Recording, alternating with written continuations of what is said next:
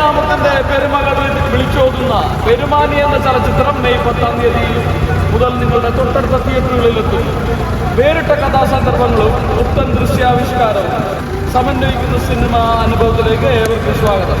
പുകൾപെറ്റ പെരുമാനി തങ്ങളുടെ നന്മകൾ പേരുന്ന ജീവായി സജീവനും സ്വന്തം